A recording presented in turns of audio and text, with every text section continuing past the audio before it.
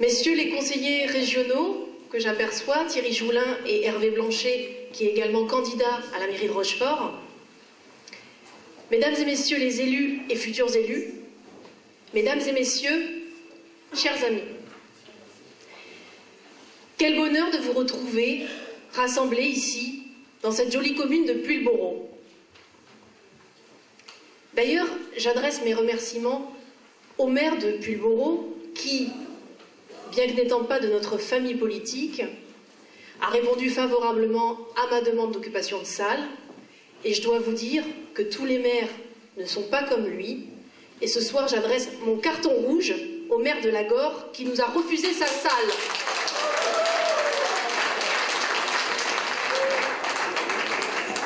Je souhaite aussi vous remercier, vous, mesdames et messieurs, mes chers concitoyens.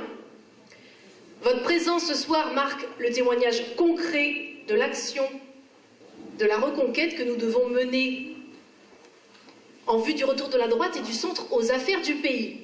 Car oui, je ne peux pas vous parler des élections municipales sans vous parler de notre France qui aujourd'hui est isolée et déboussolée. À sa tête, M. 15% et son gouvernement enlisent le pays dans un désastre économique, social et politique qui nous touche toutes et tous.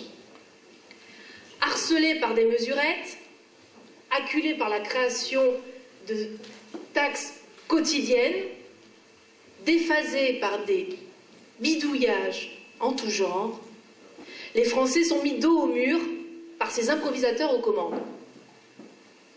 Aujourd'hui, la bande à Hollande met le pays bas.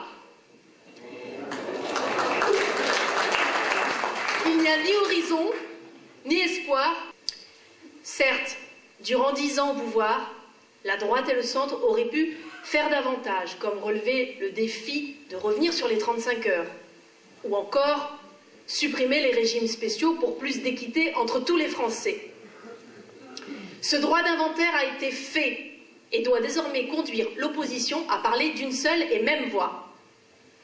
Et cela, mesdames et messieurs, cela passe par la reconquête dans nos communes et nos régions.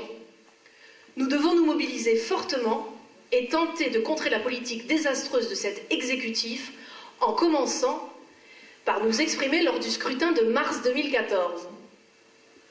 De ces élections municipales découleront vos sénateurs qui, comme vous le savez, sont majoritairement élus par les maires. Nous devons donc renouer des liens avec les citoyens pour leur montrer que partout, une autre voie est possible. Dans cette première circonscription de Charente-Maritime, dans ces 20 communes, je suis fière de vous annoncer que la reconquête est en marche rapide. Ce soir, avec Bruno Le Maire, nous lançons la campagne des municipales avec pour la première fois des candidats qui représenteront les valeurs de la droite et du centre dans toutes les communes de cette circonscription.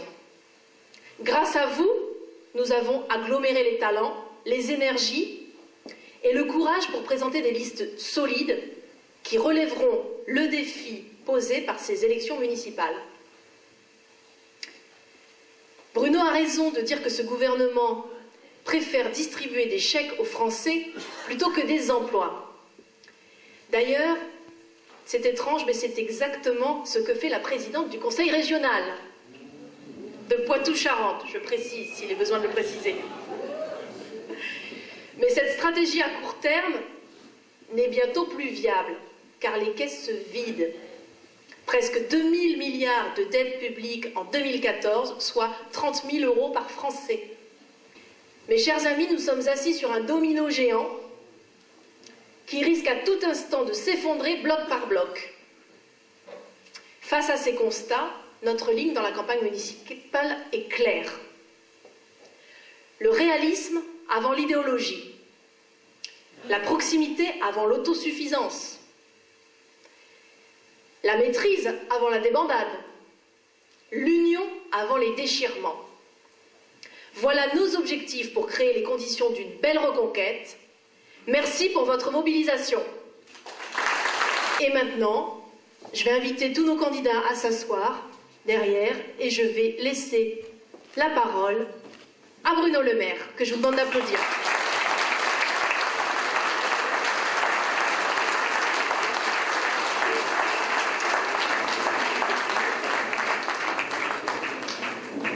Bien, bonsoir à tous. Ça fait plaisir de vous voir aussi nombreux pour le lancement de cette campagne. Je crois que c'est dans cette région qu'une ancienne candidate à la présidence de la République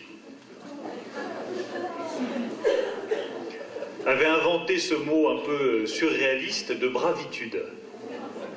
Mais ici, ce n'est pas la bravitude, c'est l'unitude. Et ça fait plaisir. De l'unité, du rassemblement, des candidats qui sont motivés, qui ont le sourire aux lèvres. Donc vous n'avez pas devant vous, que je compte bien, 1, 2, 3, 4, 5, 6, 7, 8, 9, 10, 11 candidats. Vous avez 11 futurs maires de la région Poitou-Charentes et on peut les applaudir.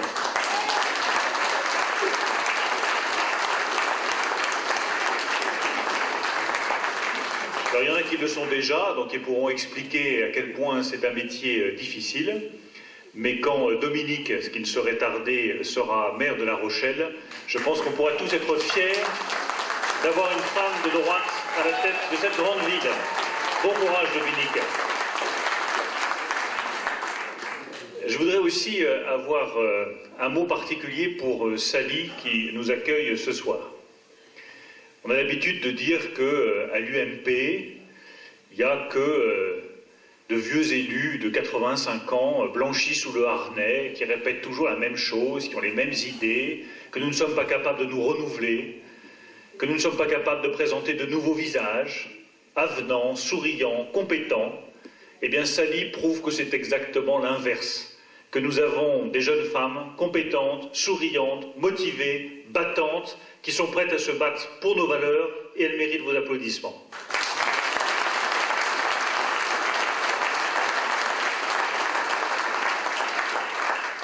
C'est vrai que ça fait plaisir, parce que moi je tourne beaucoup en France. Je ne vais pas dire que Sally est l'exception. Enfin, quand même, s'il pouvait y avoir plus de Sally dans l'UMP, je pense que l'UMP serait encore plus attractive qu'elle ne l'est aujourd'hui. Et nous devons être attractifs. C'est une responsabilité pour nous considérable. Quand on voit la situation dans laquelle est le pays, quand on voit la situation dans laquelle François Hollande a mis la France depuis maintenant un peu plus de 18 mois. François Hollande, je n'hésite pas à le dire, c'est le pire de tous les présidents de la Ve République. Sans exception. On n'a jamais vu ça. On n'a jamais vu ça. C'est un homme qui se promène, la cravate toujours de travers, et surtout le costume beaucoup trop grand pour lui. Il aurait fallu lui dire, quand il était candidat aux primaires, mais n'essayez pas de devenir président de la République. Le candidat, c'est très bien, mais si jamais, par hasard, vous devenez président de la République, le costume va être trop grand pour vous. Et c'est bien ce que nous voyons. Un homme qui flotte dans les habits de président de la République. Et malheureusement, ceux qui coulent, c'est les Français. C'est ce que nous vivons aujourd'hui. Je ne vois quasiment rien à sauver des 18 premiers mois de François Hollande. Rien. Il avait dit, moi, président de la République. Non, mais quand il avait dit ça, on n'avait pas cru. Malheureusement, c'est arrivé. Comme quoi, on dit que le pire n'est pas sûr. Ben si, parfois, le pire est sûr. Là, c'est vraiment ce qui nous est arrivé. Moi, président de la République, les Français vivront mieux. Les catégories modestes auront de meilleurs revenus. Qu'est-ce qu'on a vu? Suppression de la défiscalisation des heures supplémentaires, 9 millions de Français qui vivent moins bien, et augmentation massive des impôts à tous les étages. Alors, ils ont compris qu'il y avait un ras-le-bol. Donc Jean-Marc Ayrault arrive en pompier de service et nous dit « Je vais faire une grande réforme fiscale. Je vais tout mettre à plat. » Alors je vais tout mettre à plat, simplement, ce sera un niveau d'imposition constant. Moi je pose simplement une question à M. Ayrault. À quoi ça sert de lancer de gigantesques réformes des impôts si c'est pour garder le même niveau de prélèvement sur les ménages et sur les entreprises? À rien. À quoi ça sert de lancer une réforme de cette ampleur-là sans avoir cru bon d'avertir son ministre de l'économie et des finances? Parce que si j'ai bien compris, M. Moscovici n'était pas au courant. Franchement, c'est quand même comme si un jour Nicolas Sarkozy avait dit « Je vais faire une grande réforme de l'agriculture, mais Bruno Le Maire ne va pas être au courant. » Je peux vous dire, j'aurais démissionné. Mais jamais on n'aurait vu ça. Jamais on n'a vu un Premier ministre lancer une réforme de cette ampleur sans son ministre de l'économie et des finances. M. Moscovici doit aimer les couleuvres, je dirais même les bois constrictors. pour avaler un truc pareil. Puis il nous dit, je vais faire ça avec les syndicats. Alors là aussi, moi, les bras m'en tombent, parce que je ne sais pas, une réforme fiscale, on fait ça d'abord avec les parlementaires, avec les représentants du peuple français. Qu'est-ce que les partenaires sociaux vont faire dans cette galère? Qui s'occupent de droit du travail, qui s'occupent des entreprises, qui ont déjà beaucoup à faire. Mais qu'ils n'aillent pas s'occuper de fiscalité, ça ne les regarde pas. Donc voilà une réforme qui est là uniquement pour sauver la peau de M. Ayrault, pour lui donner un peu d'air supplémentaire et pour lui permettre de survivre jusqu'aux prochaines élections municipales. Je vous demande de dénoncer l'enfumage de cette réforme des impôts qui n'en est pas une. La seule réforme des impôts qui vaille, c'est la baisse des impôts sur les catégories moyennes en France et sur les ménages français. C'est la seule réforme qui puisse avoir du sens. Alors il aurait pu se rattraper sur d'autres dossiers, mais vous pouvez les prendre tous les uns après les autres, c'est à chaque fois le même échec. Regardez ce qui s'est passé en matière de respect de la loi. Vous avez une famille qui est devenue maintenant célèbre dans le monde entier, qui vient du Kosovo, qui est là depuis 3 ans et demi ou 4 ans, qui vit aux frais de la princesse, puisqu'elle est logée par le contribuable français, dont les enfants sont scolarisés, c'est le droit, mais enfin je note quand même qu'ils sont scolarisés par la République française, et on leur donne l'instruction, après que cette famille a épuisé tous les recours juridiques possibles et imaginables, l'appel, la cassation, tout. On dit voilà, écoutez, on a bien tout étudié, ça fait 4 ans que vous êtes sur le territoire français, on a bien regardé tout de fond en comble, il n'y a aucune raison que vous bénéficiez du droit d'asile et que vous restiez en France. Aucune raison. Et donc maintenant, vous allez retourner dans votre pays d'origine, le Kosovo. On pourrait s'attendre à ce que la décision soit exécutée, à ce que la décision de justice soit respectée. Eh bien non. Tout d'un coup, grande émotion dans le pays, et le président de la République qui dit « La famille de Leonarda va rester au Kosovo, mais Leonarda peut revenir dans le pays ». Phrase prononcée par le président de la République, en contravention complète avec la loi républicaine. Eh bien moi je vous dis que lorsque le président de la République n'est plus le garant de la loi républicaine, ce sont toutes les institutions de la République qui sont fragilisées.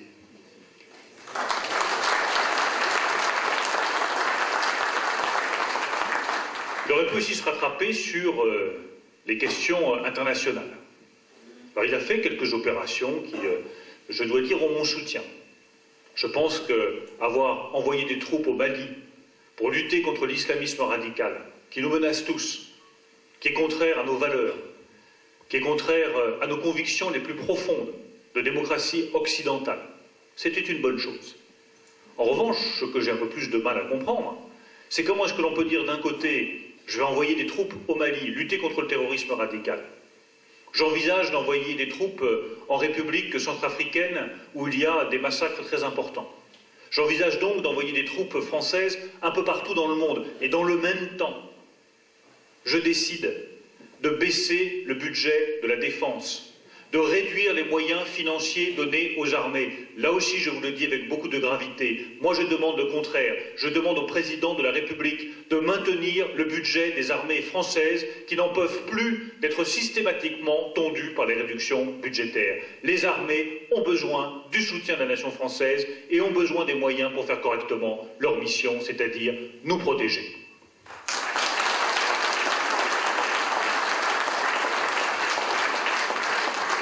Il aurait pu aussi se rattraper sur les questions européennes. Mais quand vous regardez attentivement, il y a eu des élections en Allemagne il y a quelques semaines. Il y a un homme en France, un seul, qui a cru que Mme Merkel pouvait être battue. Et qui a joué contre Mme Merkel. Pas de bol pour nous, c'est François Hollande, c'est le président de la République. Alors le voilà maintenant qui rame à contre-courant pour essayer de se rabibocher un petit peu avec elle. Enfin, ça va être difficile. Donc, où que vous regardiez, sur les affaires internationales, les affaires européennes, sur la question des armées, sur la question des impôts, de la fiscalité, sur la question du respect de la loi républicaine, qui est tout de même le cœur de la compétence du président de la République, sur tout, c'est un échec total. C'est un zéro pointé que nous pouvons donner à la politique de François Hollande. Et je vous épargne quelque chose qui nous concerne tous, qui me concerne moi très directement, puisque j'ai 4 enfants qui sont scolarisés. la réforme des rythmes scolaires. Je pense qu'avant de réformer le rythme scolaire, M. Peillon aurait peut-être pu essayer de garantir que nos enfants apprennent correctement à lire, à écrire et à compter. C'était ça la priorité. C'était ça que M. Peillon aurait dû mettre en avant. Quand je regarde les évaluations de tous les pays internationaux qui vous disent « l'école française n'arrive plus à apprendre aux enfants français à lire, écrire et compter », eh bien je pense qu'il y avait plus urgent à faire que de faire de la pâte à modeler le mercredi après-midi à nos enfants. C'est aussi simple que cela. Remarquez, Vincent Peillon, c'est pas le doute qui l'habite. Hein. C'est pas un homme qui a beaucoup de doutes sur sa capacité, sur son talent, sur ce qu'il veut mettre en œuvre. Avec lui, tout va toujours bien. Et si ça se passe mal, c'est votre faute. Si les rythmes scolaires, ça se passe pas bien, c'est votre faute. Et je le dis aux futurs maires qui sont ici, quand ils auront à gérer des transports de cars scolaires pour 12 gamins qu'il faudra transporter pour 45 minutes pour faire de la pâte à sel le mercredi après-midi, et qu'ils devront payer de leur poche, M. Peillon leur dira « c'est de votre faute, vous avez qu'à vous y prendre autrement ». C'est typique du socialisme. On a tort, mais on ne le reconnaît jamais. On se plante, mais on est très content de soi. C'est M. Peillon et c'est socialisme, et c'est bien de ça dont il faut se débarrasser. La première condition de notre crédibilité, c'est d'abord l'unité. Et c'est pour ça que je remercie encore Sally et tous les candidats qui sont présents ici. On a trop vu depuis des mois et des mois les querelles entre les ténors de la droite, les petites phrases entre les uns et les autres, et qui va occuper tel poste, et qui va occuper telle fonction, et pourquoi celui-là il est nul, et pourquoi celui-là il est très très mauvais. Vous n'en pouvez plus de ces petites phrases entre responsables de l'UMP, et vous avez parfaitement raison.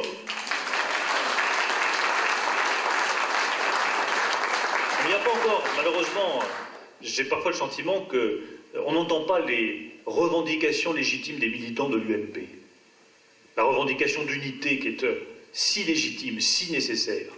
Moi, je continue encore, il n'y a pas très longtemps, j'allume mon poste de radio, c'était sur RTL, j'entends Jean-Michel Apathy, il invitait un ténor de l'UMP, et une fois encore, c'était pas il y a 5 ou 6 mois, quand on était encore dans cette querelle de la présidence de l'UMP, c'était récemment.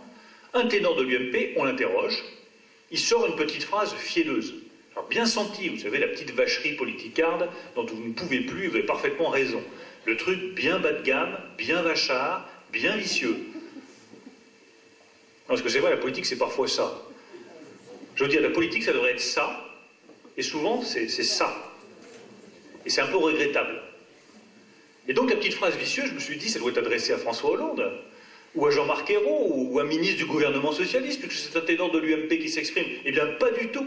C'était une petite phrase vacharde contre un autre ténor de l'UMP. Eh bien, moi, j'ai coupé mon poste de radio, et je suis sûr que tous les militants de ma famille politique, quand ils entendent ces petites phrases d'un ténor de l'UMP contre un autre ténor de l'UMP, disent « assez, ça suffit, taisez-vous ». Et vous avez raison.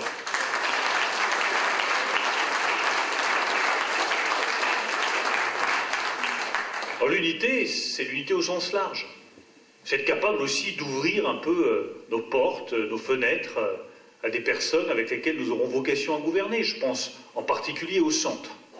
Nous aurons besoin de gouverner un jour ou l'autre avec le centre. Jean-Louis Borloo, on a travaillé avec lui. Il a voté pour Nicolas Sarkozy. Il n'y a pas de raison qu'on ne travaille pas bien avec Jean-Louis Borloo, qui en plus a fait en matière de rénovation des quartiers, en matière de politique sociale, des choses tout à fait formidables. En revanche, j'hésite pas à le dire, je sais que ça m'attire des inimitiés, mais il faut savoir où on habite dans la vie. C'est important. Quand on a voté pour François Hollande, c'est compliqué après d'aller demander aux militants de voter pour vous. À Pau, il y a un candidat UMP. Eh bien moi, je n'hésite pas à dire que je défends le candidat UMP à Pau et que je ne vote pas pour François Bayrou à Pau. C'est aussi simple que ça.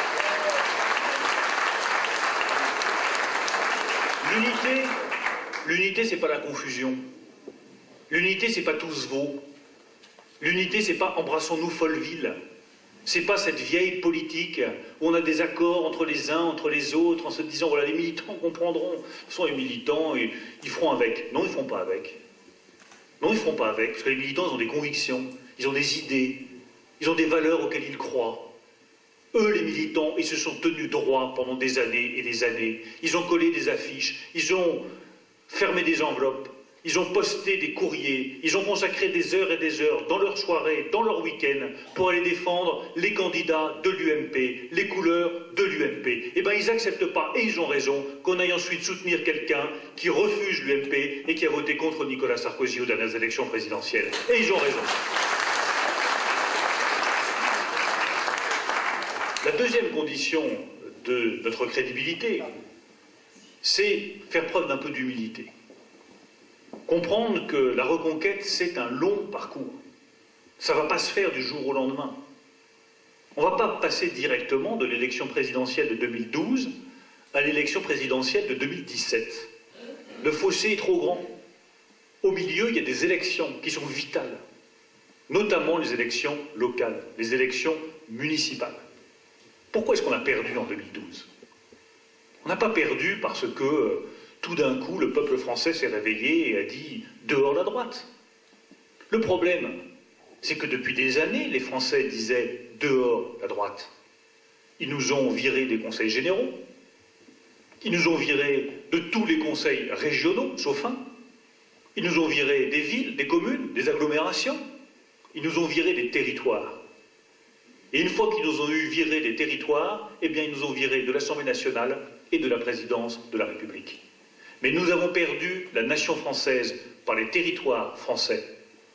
Nous ne regagnerons la nation française que par les territoires français, c'est-à-dire par des victoires à toutes les élections municipales, dans tous les territoires de tous les cantons de France. Voilà la vérité, et voilà ce pourquoi il faut se battre. Il n'y a pas de mairie pour tout le monde. C'est aussi simple que ça. Il y a un écrivain que j'aime beaucoup qui s'appelle Voltaire. Toujours le sens du bonbon. Un jour, Voltaire était très pressé. Vous connaissez tous Voltaire ici parce que vous êtes tous bien formés et que Vincent Peillon n'était pas ministre de l'Éducation nationale à l'époque où vous étiez à l'école. Et donc Voltaire, un jour où il était extraordinairement pressé de rentrer chez lui, fait atteler son carrosse, son cocher, ses chevaux, et puis le cocher s'aperçoit que Voltaire est très pressé, donc il fouette les chevaux, en veux-tu, en voilà, tout ça part un peu dans tous les sens, menace de brinque-ballets, de verser dans le fossé. Voltaire est très inquiet, donc il passe la tête par la fenêtre et il crie à son cocher « Ralentissez, monsieur, je suis pressé ». Eh bien, j'ai envie de dire à tous nos amis qui se précipitent pour 2017, ralentissez, messieurs, nous sommes pressés de reprendre le pouvoir en France.